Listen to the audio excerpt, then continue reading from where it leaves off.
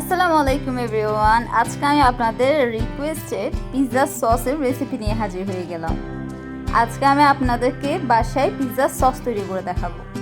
Pizza তো স্বাভাবিকভাবে ketchup বা যে কোনো কিছু দিয়ে তৈরি করা যায়, তবে যদি হয় পিৎজা সস, পিৎজার টেস্টটাই যেন কয়েক গুণ বেড়ে যায়। চলুন তাহলে এই মজাদার পিৎজা সসের রেসিপিটা দেখে নেওয়া যায়।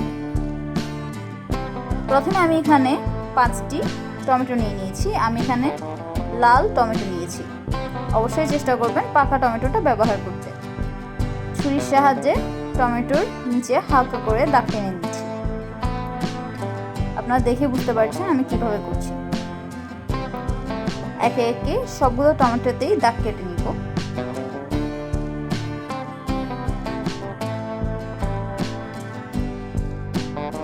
এবার একটি প্যানে বেশি করে পানি নিয়ে তাতে আমি টমেটোগুলো দিয়ে দিব।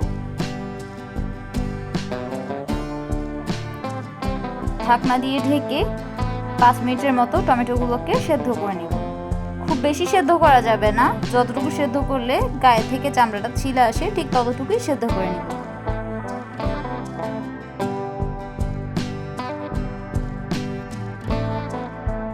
টমেটোগুলো ঠান্ডা হয়ে এলে হাতের সাহায্যে খুব সহজে খোসাটা ছাড়িয়ে নেওয়া যাবে। দেখতে পাচ্ছেন খোসাটা কি সুন্দর করে ছড়িয়ে আসছে। ঠিক এভাবে একে একে সবগুলো টমেটোর খোসা ছাড়িয়ে নিব।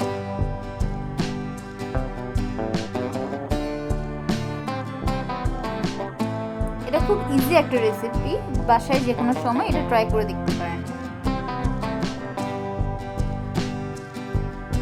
এবার একটি ব্লেন্ডার জগে আমি টমেটোগুলো নিয়ে নিচ্ছি।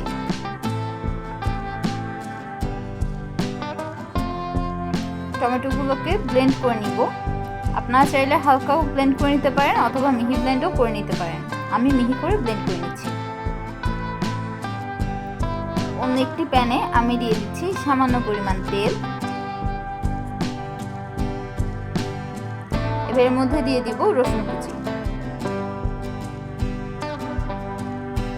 আলতো হাতে নেড়ে চেড়ে রসুনটাকে ভেজে নিব।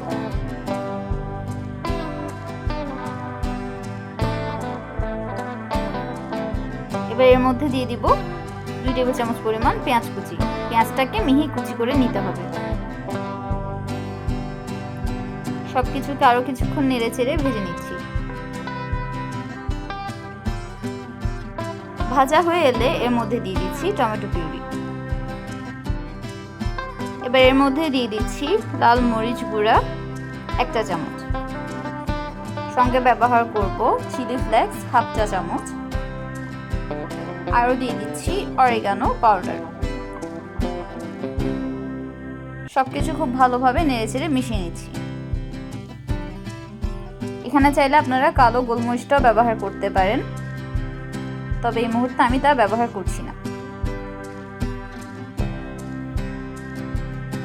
টেস্টটাকে ব্যালেন্স করার জন্য আমি এখানে কিছুটা চিনি ব্যবহার করেছিলাম। বাস তৈরি হয়ে গেল মজাদার পিৎজা সস। এটা বাসায় একবার হলো অবশ্যই ট্রাই করবেন এবং কমেন্ট সেকশনে জানাবেন কেমন হয়েছে। থিকনেসটা দেখে বুঝতে পারছেন একদম পারফেক্ট হয়েছে। বাসায় তৈরি পিৎজাতে আপনারা সহজে এটা ব্যবহার করতে পারবেন। ভিডিওটি যদি ভালো লাগে তাহলে অবশ্যই একটি লাইক দিবেন এবং আমার চ্যানেলটা সাবস্ক্রাইব করে রাখতে পারেন এরকম আরও অনেক ভিডিও পাওয়ার জন্য।